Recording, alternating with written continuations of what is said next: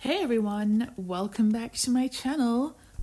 Today I'm going to be talking about how I draw expressions and like things that helped me that I keep in mind even now, but like things that helped me when I first started to really learn and take it a bit more seriously and like think about it in more depth.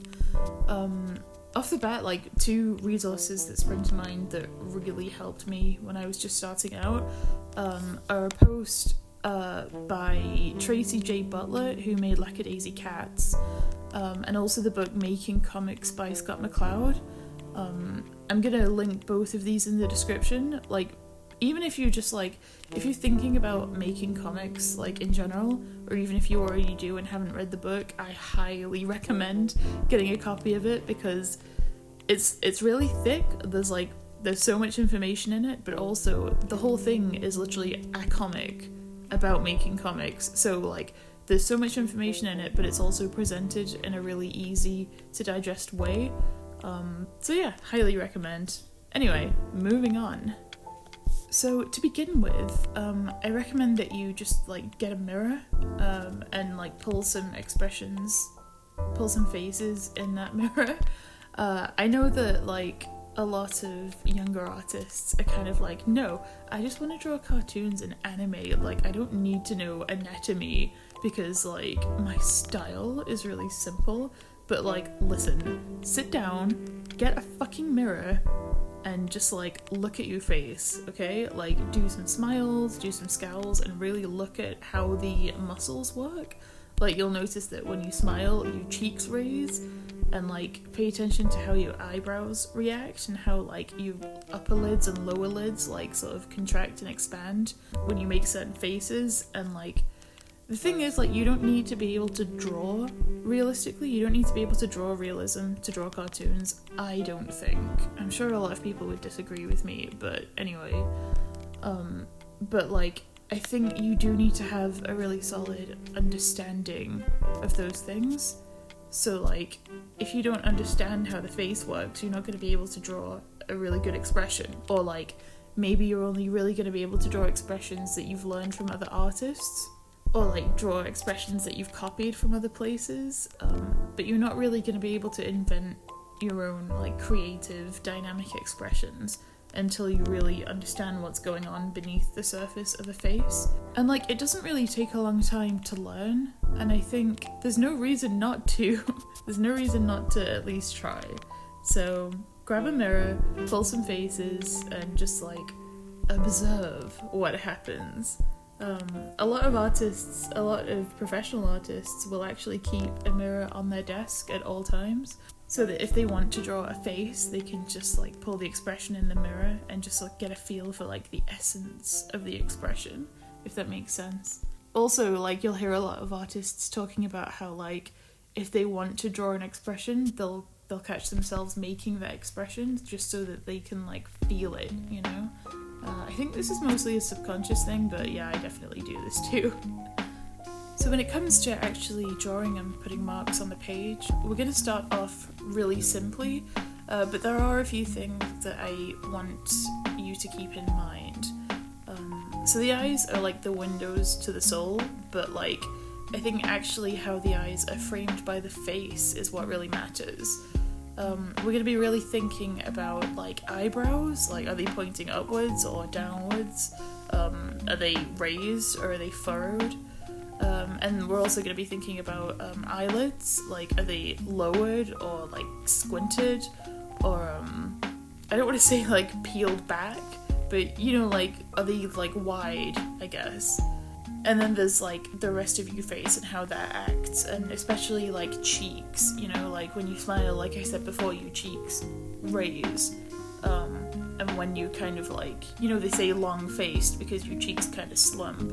If you just let your entire face go right now into sort of like a neutral position, you'll literally feel the weight of your cheeks kind of like falling, you know, or like, yeah, I guess I don't really know how to explain it, but if you just literally like let go of all the tension in your face and like let your jaw kind of slack, you'll feel it. So now that we're thinking about this, we can just spend maybe like 5 or 10 minutes drawing like little emoji faces, I guess. It doesn't need to be anything more complicated than like literally just that. Like I'm drawing circles with 2 other circles inside them for eyes, and then basically I'm effectively just decorating them with an expression. Like that's kind of how I think about it. The reason I'm using such basic shapes is because I want to focus on just like the pure expression and not have to worry about like character design or noses, at least not for now. But yeah, like you're gonna want to really try and push the expressions that you're drawing, and also like draw expressions that you wouldn't usually draw, you know. So like I don't tend to draw like intense anger. So like I've done one of those here. And after you've done a few, you can really start thinking about like head tilt and how I guess the movement of the head really adds to the expression.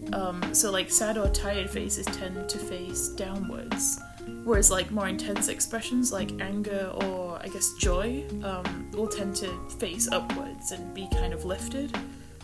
You can also think about like the expressions in context.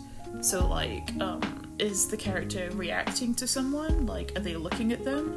Is their head turned away from them even though they're looking at them? And like, what does that mean in the context of the situation? So now we can move on to thinking about the body. I'm just going to take a couple of these emoji expression heads and show you how the expression can be. It can be like completely different depending on how the face is complemented by the body language. I highly recommend actually reading up on basic body language in general, because it's just really interesting and it'll help you out so much when you're drawing characters. So just through this body language we can see, like going from left to right, that the first character is annoyed. Their arms are folded and they're like closing themselves off and suggesting that they're maybe like annoyed at someone else in the scene. The second character is guarding themselves, probably like, I thought maybe like shielding themselves from bright light. And like because of that gesture we can see that they're not necessarily annoyed at someone, but just irritated by like the sun. The third character is gesturing outwards, showing that maybe they're like trying to communicate an idea but getting stressed about it. Maybe it's like a heated debate, maybe the other person isn't listening to them. And then the last character kind of like has their arms folded but a bit more loosely and has a hand sort of brought up to their face. And like I think this shows that they're like thinking. Maybe it's a continuation of the previous pose where they're trying to communicate an idea to someone, but this time it's like less stressful and more pensive. And of course we can do the same thing with the shy expression. So like if you notice how like in the annoyed expression on the top row the body is leaning forwards, like the greater the lean the more aggressive the pose is. While in the shy expression, the body is kind of leaning backwards, like it's retreating. And the more withdrawn the body is, the more we can communicate the idea that the character is like shy or embarrassed. So in the first shy pose, the character still has their hands forward, which I think demonstrates that they're still kind of eager to listen to another character in the scene. Whereas in the final pose, the character is like completely withdrawn, like, you know, like hunched up. And yeah, something that I think is really interesting is that when we are shy or uncomfortable in any way, we tend to do things like touch or hide our necks, or like cross our arms over our stomachs and like kind of shield ourselves. This apparently is us subconsciously trying to like cover our weak spots or our like vital organs. Anxiety, I mean we all know anxiety is basically a product of our fight, flight or freeze response system, which would have originally helped us to survive, like, you know, way back when. But like now, you know, more often than not we're not in a life and death situation, but the body language is still in our system. And I just think that's like a really interesting thing to keep in mind when drawing your characters. So now we can take what we've learned so far and apply it to a more complicated style. This is where prior knowledge of face structure will come in really handy. Like, try and keep in mind that no matter how stylized your art is, your characters still have anatomy, you know, like they still have skulls and they still have muscles underneath their skin. and like their expressions and their facial structure, like it all kind of depends on that, you know?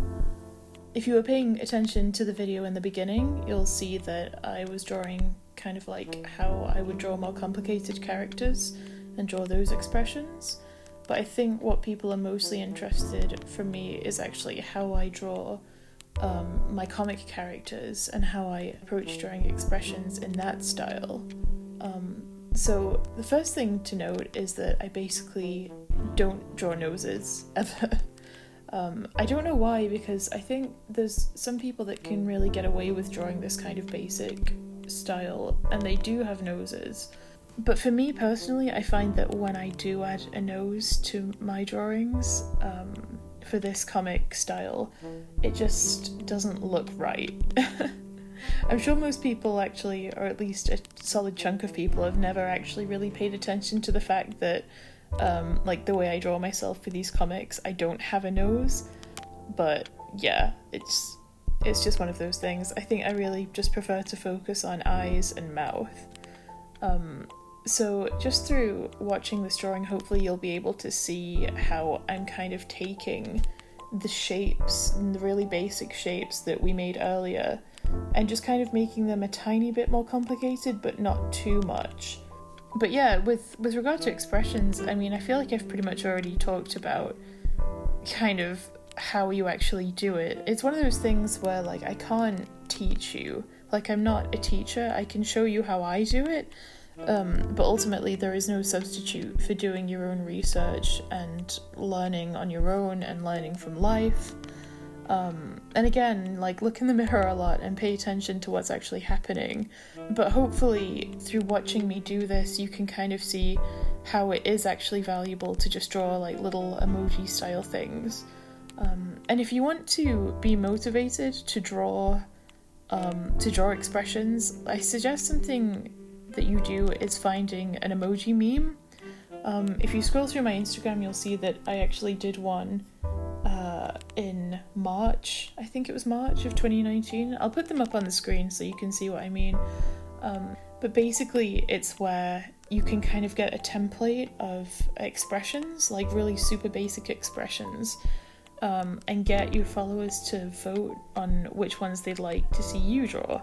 And I found that really motivating because, like, it's a good excuse to draw stuff that you should be practicing anyway, but also it's a really nice way to engage with people on social media and engage with people that already follow you, and yeah, it's just nice. I had a lot of fun with it, and hopefully you will too, so that's my hot tip. But other than that, just like, I guess, practice, keep drawing expressions. You will get better at it the more that you do. And it's also worthwhile to look at how other artists handle it and see, you know, what the difference is between, you know, like anime expressions or like Steven Universe expressions. Steven Universe actually has some really good expressions, so like if you want to look at, you know, solid cartooning, like that's a good start. And animation in general is a really good place to look because you're getting stylized expressions in motion, so you can kind of see how they build up and how they break down and how they just act in general. And like, that isn't to say that you should just copy like everything that you see in animation or like in other comics or other artists, but just that it is worthwhile to draw from both life and from like other previous artists' work, just to see how they solve the problems. Because at the end of the day, drawing is, especially like comics and that kind of art, it's design, and design is basically problem solving.